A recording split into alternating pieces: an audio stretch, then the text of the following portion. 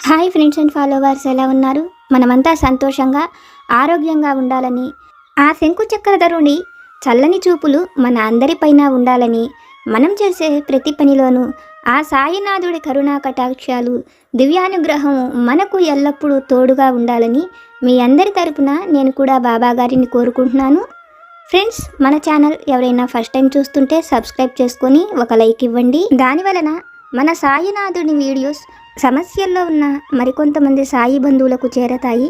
బాబాగారు మనతో చెప్పే ఆ దివ్య వాక్కులను వినటం వలన బాబాగారి దివ్య అనుగ్రహంతో పాటు మనసుకు సంతోషము, మనం కోరుకున్నవి నెరవేరతాయి అనే ఆనందంతో పాటు బాబాగారు మన కష్టకాలంలో మనతో పాటే ఉన్నారు అనే నమ్మకం కూడా కలుగుతుంది.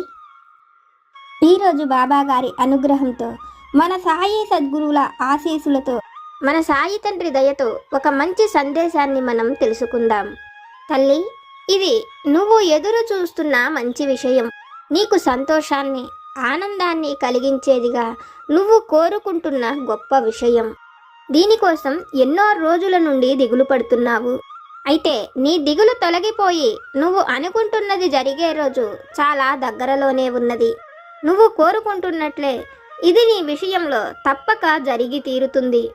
తల్లి, కష్టమైన ఓర్పు, సహనంతో నువ్వు ప్రయత్నించగలిగితే నువ్వు ఊహించని గొప్ప ఫలితం నీ జీవితంలో నువ్వు చూడగలుగుతావు. ఆ గొప్ప ఫలితం నీ కళ్ళ ముందుకు రాబోతున్నది. తల్లి, నమ్మకంతో ప్రయత్నించు. నీకు సంతోషాన్ని కలిగించేది ఏదైనా అది నేను నీకు తప్పక అనుగ్రహిస్తాను అని మన సాయి సమర్థులు ఒక మంచి మాటనైతే మనతో చెప్తున్నారు. మనం మన జీవితంలో సంతోషంగా ఉండాలని బాబా గారిని కోరుకుంటూ ఉంటాం. మనకు సంతోషాన్ని కలిగించేవి, మనం పొందినప్పుడు ఉండే ఆనందం ఎప్పుడూ కూడా మనతోనే ఉంటుందని, మనం కోరుకున్న వాటిని పొందేలా మన సాయి తండ్రే వాటిని మనకు అనుగ్రహిస్తానని, ఓర్పు సహనంతో ప్రయత్నించమని మన సాయి సమర్థులు ఒక చక్కని సందేశాన్ని మనకు తెలియజేస్తున్నారు. బాబాగారు మనల్ని అనుగ్రహించి చెప్పిన ఈ మాటలలోని పరమార్థాన్ని, సత్యాన్ని ఒక చక్కని కథ రూపంలో ఆ తండ్రి దివ్య వాక్కుల ద్వారానే విని తెలుసుకుందాం. పూర్వం యశోధరపురం అనే నగరాన్ని కృతవర్మ అనే మహారాజు పరిపాలిస్తుండేవాడు. ఆ నగరంలోని ఒక పల్లె గ్రామంలో సోమనాథుడు అనే ఒక ధనికుడు ఉండేవాడు. సోమనాథుడికి దైవభక్తి, నలుగురికి సహాయం చేసే లక్షణాలు ఎక్కువగా ఉండేవి. అతని తాతలు, తండ్రుల దగ్గర నుంచి అందరికీ దానగుణమే ఉండేది. దానివల్ల సోమనాథుడికి కూడా నలుగురికి దానం చెయ్యడము, వాళ్ళు సంతోషంగా వెళ్ళడం చూస్తే సోమనాథుడికి ఎంతో ఆనందం కలిగేది. దానికోసం అతను తన తరతరాల నుంచి వస్తున్న ఆస్తులను కూడా అమ్మి దాన ధర్మాలను చేసేవాడు. అతని భార్య అంబిక కూడా సోమనాథుడిని ఈ విషయంలో ఏమీ అనేది కాదు. ఆమె తన పుట్టినింటి నుంచి తెచ్చిన నగలను కూడా భర్తకే ఇచ్చింది. వాటిని కూడా అతను దాన ధర్మాలకే ఖర్చు పెట్టాడు. భర్త దాన ధర్మాలు చేసి సంతోషిస్తం చూసిన అంబికకు కూడా భర్త ఆనందమే తన ఆనందం అన్నట్లు ఉండేది. దానివలన ఆస్తులన్నీ పోయి వాళ్లకు చివరికి ఒక చిన్న చావిడి మాత్రమే మిగులుతుంది. అయితే సోమనాథుడు అది వరకులాగా దాన ధర్మాలు చేసేందుకు అతని దగ్గర ఆస్తులు ఏమీ లేకపోయేటప్పటికీ అతను వాటి గురించి ఆలోచిస్తూ ఒకరోజు తన భార్య అంబికతో బిడ్డల పోషణను తనను చూసుకోమని, అతను ఏదైనా దూరంగా పల్లె గ్రామాలకు వెళ్ళి పనిచేసి కొంత ధనాన్ని తీసుకొని వచ్చి అతను అది వరకులాగానే దాన ధర్మాలకు ఖర్చు పెట్టుకుంటానని భార్యతో చెప్తాడు. అందుకు అంబిక కూడా సరేనని భర్తను వెళ్ళి రమ్మనమని చెప్తుంది. భార్య మాటలు విన్న సోమనాథుడు ఎంతో సంతోషంగా వాళ్ళ గ్రామం నుంచి చాలా దూరంగా ఉండే పల్లె గ్రామాలకు వెళతాడు. అక్కడకు వెళ్ళి అతను కూలీ పని చేసి వచ్చిన వాటితో దాన ధర్మాలు చేసుకోవచ్చని ఆలోచిస్తాడు. అయితే ఒకప్పుడు గొప్ప స్థాయిలో పెరిగి అతనికి ఏ పని చేతకాని సోమనాథుడు పనులు చేయడం అంటే అతనికి చాలా కష్టంగా అనిపిస్తుంది. అంత కష్టానికి ఓర్చుకొని అతను పనులను చేసినా ఆ వచ్చిన ధనం దాన ధర్మాలకు సరిపోయేది కాదు. అది చూసిన సోమనాథుడికి ఎంతో బాధ కలుగుతుంది. కూలీ చెయ్యటం వలన వచ్చిన ధనంతో అతను దాన ధర్మాలు చెయ్యలేకపోతున్నానని, కనీసం రోజు 2-3కైనా అతను కొంత ధనాన్ని వాళ్లకు ఇచ్చేవాడినని, ఇప్పుడు ఆ విధంగా చెయ్యలేకపోతున్నానని బాధపడిన సోమనాథుడు తాను దాన ధర్మాలు చెయ్యలేని ఆ బ్రతుకు తనకు అనవసరం అనుకున్న సోమనాథుడు చనిపోవాలని నిర్ణయించుకొని ఆ గ్రామానికి చివరన ఉండే ఒక మర్రి చెట్టు దగ్గరకు వెళతాడు. అయితే ఆ గ్రామస్తులు కానీ ఇరుగు పొరుగు గ్రామాల వాళ్ళు ఎవ్వరూ కూడా ఆ మర్రి చెట్టు దగ్గరకు వెళ్ళరు. ఎందుకంటే చెట్టు పైన ఒక యక్షుడు ఉన్నాడు. అక్కడకు వెళితే వాళ్లను ఏదైనా చేస్తాడనే భయం చప్పున ఆ గ్రామస్తులు కానీ ఇరుగు పొరుగు గ్రామస్తులు కానీ ఆ చెట్టు దగ్గరకు వెళ్ళేవాళ్ళు కాదు.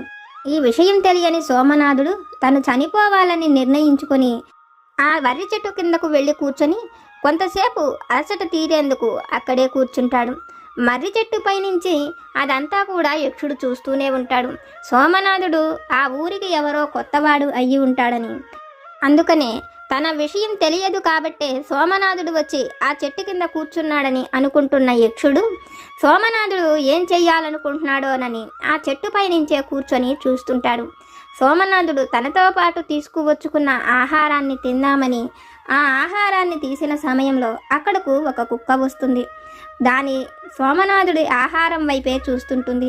అది చూసిన సోమనాథుడు తను చివరిగా దానం చెయ్యగలిగింది అదేనని, తను దానం చేసే చనిపోతాను అనే సంతృప్తితో ఆ ఆహారాన్ని తీసుకువచ్చి కుక్కకు పెడతాడు. అది తినగా మిగిలిన ఆహారాన్ని సోమనాథుడు తింటాడు. ఇదంతా కూడా చెట్టుపై నుంచి చూస్తున్న యక్షుడికి సోమనాథుడి ప్రవర్తన చాలా విచిత్రంగా కనిపిస్తుంది. సోమనాథుడు ఆహారం తిన్న తర్వాత తన భుజం పైన ఉన్న ఉత్తరీయాన్ని చెట్టుకి ముడివేస్తుంటాడు. అది చూస్తున్న యక్షుడికి సోమనాథుడు ఉరి వేసుకొని చనిపోవడం కోసమే అక్కడకు వచ్చాడని తెలుసుకొని అతను ఎంతో మంచివాడని, అతనికి ఎటువంటి కష్టం కలిగిందో తెలుసుకోవాలనుకున్న యక్షుడు సోమనాథుడి ఎదురుగా వచ్చి తాను యక్షుడినని సోమనాథుడికి కలిగిన కష్టమేమిటో చెప్పమని అడుగుతాడు. సోమనాథుడు తనకు ఎటువంటి కష్టాలు లేవని, తనకు మంచి కుటుంబం ఉన్నది కానీ తాను ప్రతిరోజు ఎవరికైనా దాన ధర్మాలు చెయ్యందే తాను బ్రతికి ఉండలేనని, అయితే అతను అలా దానం చేసేందుకు తన దగ్గర ధనం లేదని, అతను ఇంతకు ముందు ఎలా జీవించినది, ఇప్పుడు ఎలా జీవిస్తున్నది అన్ని విషయాలను యక్షుడితో చెప్తాడు.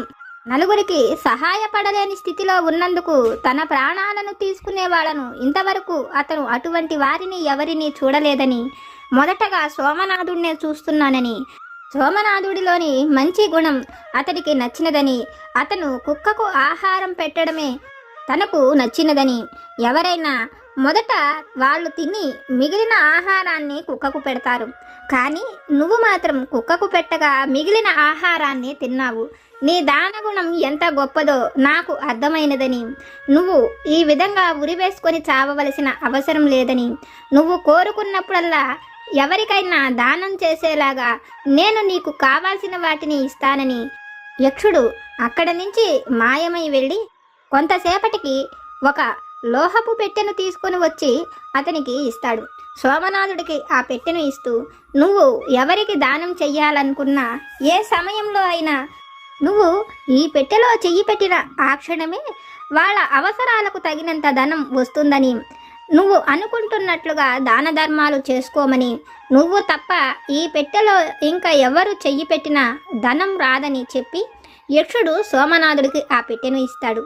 సోమనాథుడు ఆ పెట్టెను తన వెంట తీసుకుని వెళుతున్న సమయంలో అతనికి ఒక ముసలి వ్యక్తి కనపడి అతని ఆరోగ్య పరిస్థితి బాగోలేదని, వైద్యుడి దగ్గర వైద్యం చేయించుకునే అంత ధనం తన దగ్గర లేదని, అతని శక్తి కొలది ఏదైనా దానం చేస్తే ఆ ధనంతో వైద్యం చేయించుకుంటానని చెప్తాడు. ఆ మాటలు వింటున్న సోమనాథుడు అతని పరిస్థితులను కనుగొని అతని వైద్యానికి ఎంత అవసరం అవుతుందని అడుగుతాడు. వైద్యం కోసం వైద్యుడు 10 రూపాయలు అవసరమవుతాయని చెప్పాడని సోమనాథుడితో చెప్పడంతో సోమనాథుడు వైద్యానికి, నీ ఇంటి ఖర్చులకు కూడా నీకు కొంత ధనం అవసరం కదా, నీ ఆరోగ్య పరిస్థితి బాగుపడేంత వరకు నీ ఇంటికి కావాల్సినవి ఎవరు నీకు తెచ్చిస్తారు అంటూ అతను తనకు 20 రూపాయలు కావాలని ఆ పెట్టెలో చెయ్యిని పెడతాడు. ఆ పెట్టెలో నుంచి 20 రూపాయల ధనం అతని చేతికి అందుతుంది. ఆ ధనం తీసి ఆ పెద్దతనుకు ఇచ్చి, ఈ 20 రూపాయల్లో 10 రూపాయలు వైద్యానికి వాడుకొని 10 రూపాయలు నీ ఇంటి ఖర్చులకు వాడుకోమని చెప్పి వెళ్ళిపోతాడు. అది చూసిన ఆ పెద్దతను ఇతను ఎంతో గొప్పవాడని, ఎవరిని సహాయం అడిగినా అణాలు బేడాలు ఇచ్చే ఈ రోజుల్లో 20 రూపాయల ధనాన్ని ఇచ్చాడని అతను ఎంతో సంతోషంగా ఆ ధనాన్ని తీసుకొని వెళ్ళిపోతాడు. సోమనాథుడు ఇంటికి వచ్చిన తరువాత జరిగిన విషయాన్ని తన భార్య అంబికతో కూడా చెప్తాడు. అంబిక వాళ్ళ ఇంటి పరిస్థితులు చక్కబడతాయేమో, అది వరకులాగా వాళ్లకు మరింత ధనం వస్తుందేమోనని అనుకుంటుంది. కానీ ఆ పెట్టె నుంచి ఏ రోజు కూడా వాళ్ళ అవసరాలకు తగినట్లుగా ధనం వచ్చేది కాదు. ఎవరైనా వాళ్ళ పరిస్థితి బాగోలేదని సోమనాథుడి దగ్గర సాయం అడగడానికి వచ్చిన వాళ్లకు వాళ్ళ కష్టానికి తగినంత ధనం వచ్చేదే కానీ వీళ్ళ కుటుంబం కోసం మాత్రం ఏ ధనము కూడా వచ్చేది కాదు. అది చూసిన భార్యకు సోమనాథుడు ఆ యక్షుణ్ణి అడిగిన విషయం తాను దానం చెయ్యాలనుకోవటమే కానీ తన కుటుంబ పోషణ కోసం కాదు కదా, అందువలనే యక్షుడు ఈ విధంగా ఇచ్చాడని అర్థం చేసుకుని కుటుంబ పోషణ కోసం వాళ్ళ పని చేసుకోక తప్పదని అంబికకు అర్థమవుతుంది. అయితే అది వరకులాగా సోమనాథుడు మళ్ళీ అందరకు దాన ధర్మాలు చేయగలుగుతున్నాడని ఊరంతా కూడా తెలుస్తుంది. ఆ ఊళ్ళో ఒక పేద కూలి అతను తన కూతురికి వివాహం చేసేందుకు 100 రూపాయల ధనం వరకు అవుతుందని ఆలోచించి ఆ ధనం కోసం ఆ గ్రామంలోనే ఒక పెద్ద జమీందారీ ఇంటికి అప్పు కోసం వెళతాడు. అయితే అతని గుడిసె 10 రూపాయలు కూడా విలువ చెయ్యదని, దాన్ని తాకట్టు పెట్టుకుని 100 రూపాయల ధనం అతనికి ఇవ్వలేనని చెప్తాడు. ఆ మాటలు విన్న కూలి అతను నిరుత్సాహంగా ఇంటికి వెళుతూ తనకు సోమనాథుడు గుర్తుకు వస్తాడు. అతని దగ్గరకు వెళ్ళి తన కష్టం చెప్పుకుంటే అతను ఎంతో కొంత ధనం సహాయం చేస్తాడని, ఆ ధనంతో పాటు మరికొంతమంది దగ్గర సహాయం అడిగి ఆ వచ్చిన డబ్బుతో తన కూతురికి వివాహం చేయాలనుకున్న ఆ కూలీ రైతు సోమనాథుడి ఇంటికి వెళ్ళి తనకు కలిగిన కష్టాన్ని చెప్పుకొని తన కూతురు వివాహానికి అతనికి చేతనైన సహాయం చెయ్యమని అడుగుతాడు. ఆ మాటలు వింటున్న సోమనాథుడు అతని కూతురి కోసం అతను ఎవరి దగ్గరకు డబ్బు కోసం వెళ్ళవక్కర్లేదని, అతనుకు కావలసిన 100 రూపాయలను తానే ఇస్తానని లోపలకు వెళ్ళి ఆ ధనాన్ని తీసుకువచ్చి ఇస్తాడు. ఆ రైతు కూలి ఎంతో సంతోషంగా సోమనాథుడికి తన కృతజ్ఞతలు చెప్పుకొని అక్కడి నుంచి తన ఇంటికి వెళ్ళిపోయి అతను అనుకున్నట్లుగానే తన కూతురికి ఎంతో చక్కగా వివాహాన్ని జరిపిస్తాడు. అయితే అనుకున్న సమయానికి డబ్బు చేకూరి అతను ఆ విధంగా వివాహం ఎలా చేయగలిగాడో ఆ విషయాలను తన దగ్గర అప్పు అడిగిన జమీందారి అతనిని అడిగి తెలుసుకుంటాడు. సోమనాథుడు ఇదివరకు లాగానే అందరకు అడిగినంత ధనాన్ని ఇస్తున్నాడని తెలుసుకుని సోమనాథుడి దగ్గర అంతటి ఆస్తి లేదని, అతనికి ఒక చిన్న పూరి ఇల్లు ఉందని, అది 10 రూపాయల విలువ కూడా చెయ్యదని, అటువంటి సోమనాథుడు ఈ విధంగా ధనం ఎలా సహాయం చేయగలుగుతున్నాడో తెలుసుకోవాలని, ఈ కూలీ చెప్పిన మాటలు నిజమో కాదో తెలుసుకోవాలనుకున్న ఆ జమీందారి అతని దగ్గర ఉండే కొంతమంది పని వాళ్లను ధన సహాయం కోసం సోమనాథుడి దగ్గరకు వెళ్ళి అడిగి తీసుకురమ్మని చెప్తాడు. ఇతను చెప్పినట్లుగానే వాళ్ళు వెళ్ళి వాళ్లకు కావాల్సిన ధన సహాయాన్ని అతన్ని అడిగి అతని దగ్గర నుంచి ఆ ధనం తీసుకుని వచ్చి ఇతను చెప్పిన ప్రతి మాట నిజమేనని, అతను వాళ్ళు కోరినట్లుగా ఆ ధనం ఇవ్వగలిగాడని చెప్తారు. ఆ మాటలు విన్న జమీందారి సోమనాథుడి దగ్గరకు వెళ్ళి అతను ఆ ధనాన్ని ఎలా అందరికీ సహాయం చేయగలుగుతున్నాడో తనకు చెప్పమని అడుగుతాడు. అందుకు సోమనాథుడు ఏవేవో కారణాలు చెప్పినా ఆ జమీందారి నమ్మడు. ఎలాగైనా సోమనాథుడి దగ్గర నుంచి ఆ విషయాలను తెలుసుకోవాలని అతనితో స్నేహంగా మంచిగా మాట్లాడి సోమనాథుడితో నీకు ఎప్పుడు ఏ అవసరం వచ్చినా నేను నీకు తప్పక సహాయం చేస్తానని, నువ్వు ఈ ధనం ఎలా సహాయం చేస్తున్నావో నాతో ఒక్క మాట చెప్పమని అడుగుతాడు. అతను ఎంతో మంచివాడన్నట్లుగా నమ్మిన సోమనాథుడు అతనికి యక్షుడు ఇచ్చిన ఆ పెట్టె గురించి చెప్తాడు. ఆ పెట్టెను అతనికి కూడా చూపిస్తాడు. అతను ఎంతో సంతోషంగా నువ్వు కోరుకున్నట్లు అందరికీ దాన ధర్మాలు చెయ్యమని చెప్పి అక్కడి నుంచి వెళ్ళిపోతాడు ఆ జమీందారి. ఇంటికి వెళ్ళిన తర్వాత ఎలాగైనా ఆ సోమనాథుడి దగ్గర నుంచి ఆ పెట్టెను తాను దొంగిలించాలని, ఆ పెట్టె నుంచి తాను అనుక్షణం ధనం తీసుకుంటూ ఉండవచ్చని ఆలోచించిన జమీందారి తన దగ్గర పనిచేసే వాళ్లకు అతను కొంత ధనాన్ని ఇస్తానని, సోమనాథుడి ఇంట ఉన్న ఆ చిన్న లోహపు పెట్టెను తనకు తెచ్చివ్వమని, అది ఎలా ఉంటుందో దాని ఆనవాళ్లను గుర్తులను చెప్తారు. జమీందారి చెప్పిన ఆనవాళ్లు గుర్తుల ప్రకారం రాత్రిపూట నిద్రిస్తూ ఉన్న సోమనాథుడి గుడిసెకు వెళ్ళి ఆ పెట్టెను దొంగిలించి తీసుకువచ్చి జమీందారికి ఇస్తాడు.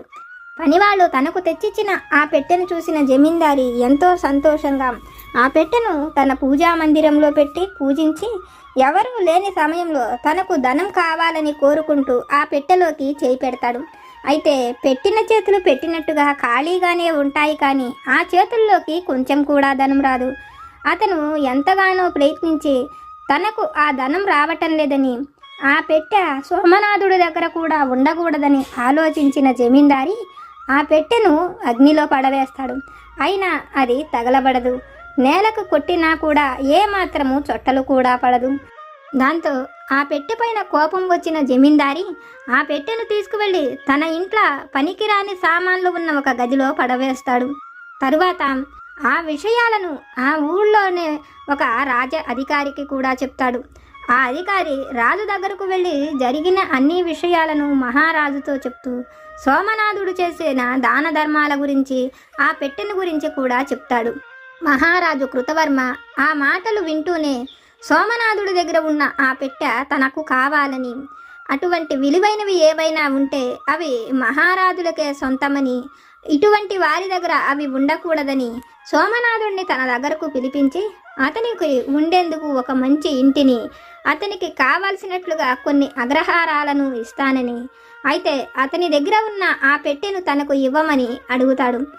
అందుకు సోమనాథుడు తన దగ్గర ఆ పెట్టె లేదని మహారాజుతో చెప్తాడు. అయితే సోమనాథుడు చెబుతుంది నిజమా కాదా అని ఆలోచించిన మహారాజుకు సోమనాథుడిని చూడగానే అతను చెప్పిన ప్రతి మాట నిజమేనని అనిపిస్తుంది. దాంతో సోమనాథుడిని నీ దగ్గర ఆ పెట్టె ఉన్న విషయం ఎవరెవరికి తెలుసని అడుగుతాడు. అతను తనకి, తన కుటుంబ సభ్యులకు, ఆ ఊళ్ళో ఉన్న తన స్నేహితుడైన ఒక జమీందారికి తప్ప ఇంకా ఎవరికేనూ ఆ విషయాలు తెలియవని, అతని దగ్గర సహాయం పొందిన వాళ్లతో ఎవరితోనూ కూడా అతను తనకు యక్షుడు ఇచ్చిన ఆ పెట్టె గురించి చెప్పలేదని చెప్తాడు. మహారాజు ఆ మాటలు వింటూనే తనకు ఆ పెట్టె గురించి చెప్పిన ఆ భటుడిని పిలిపించి అతడిని అడిగినప్పుడు ఆ భటుడు మహారాజుతో సోమనాథుడు ఉండే ఊరి జమీందారే అతనికి ఆ విషయాన్ని చెప్పాడని చెప్తాడు. ఆ మాటలు వింటున్న మహారాజుకు ఆ పెట్టెను ఆ జమీందారే తీసుకొని ఉంటాడనే అనుమానం కలిగి అక్కడ నుంచి ఇద్దరి భటులను, మంత్రిని ఆ జమీందారి ఇంటికి పంపించి అతడి ఇంట సోదా చేసి ఆ పెట్టెను తీసుకురమ్మనమని చెప్తాడు. మహారాజు కృతవర్మ చెప్పినట్లుగానే మంత్రి, ఇద్దరు భటులు కూడా ఆ ఇంటికి వెళ్ళి అక్కడ వెతికి ఆ పెట్టెను తీసుకొని వచ్చి సోమనాథుడికి ఇస్తారు. సోమనాథుడు తన పెట్టె తనకు లభించిందని సంతోషపడుతున్న సమయంలో మహారాజు కృతవర్మ ఆ పెట్టె సోమనాథుడు దగ్గర ఉండటం మంచిది కాదని, అది ప్రజలకు ఉపయోగపడేలా మహారాజు దగ్గర ఉండటం, ఆ పెట్టెను తన రాజమందిరంలో ఉంచటం మంచిదని సోమనాథుడికి చెప్పి అందరికీ ఉపయోగపడేలా ఒక మంచి పనిని చేస్తానని ఆ పెట్టెను తన దగ్గర ఉంచమని చెప్పి సోమనాథుడికి అతని దగ్గర ఒక మంచి ఉద్యోగాన్ని, అతను ఉండేందుకు ఒక మంచి ఇంటిని కూడా ఇస్తానని చెప్తాడు. ఆ మాటలు వింటున్న సోమనాథుడు మహారాజు మాటలకు ఏమాత్రము కూడా అడ్డు చెప్పలేక మహారాజు ఏర్పాటు చేసిన ఒక గదిలో తను ఉంటాడు. మరుసటి రోజు మహారాజు ఆ పెట్టెను ఎంతో చక్కగా పూజించి దానికి ధూపదీప నివేదనలను పెట్టి సోమనాథుడిని పిలిచి ఆ పెట్టె నుంచి ధనాన్ని తీసి తన కోశాగారాన్ని నింపమని ఆ పెట్టెను అతని చేతికి ఇస్తాడు. సోమనాథుడు మహారాజు చెప్పినట్లే ఆ పెట్టెలో చెయ్యి పెట్టి అతను కోరుకొని ధనాన్ని తీయాలని చూస్తాడు, కానీ అందులో నుంచి ఏమాత్రము ధనం రాదు. అది చూసిన కృతవర్మ, ఈ పెట్టె నీదేనా? ఇంతకుముందు నీకు ధనం ఇచ్చినది ఈ పెట్టేనా అని అడిగినప్పుడు అందుకు సోమనాథుడు అవునని మహారాజుతో సమాధానం చెప్తాడు. అయితే ఎన్నిసార్లు ప్రయత్నించినా అందులో నుంచి ధనం రాదు. మహారాజు ఎందుకు ఈ విధంగా జరుగుతున్నదో అర్థం కాక ఆలోచిస్తున్న సమయంలో కృతవర్మను చూస్తున్న మంత్రి అక్కడ నుంచి సోమనాథుడిని వెళ్ళమని చెప్పి కృతవర్మతో, మహారాజా, మనం ఈ విషయం గురించి జాగ్రత్తగా ఆలోచించాలి.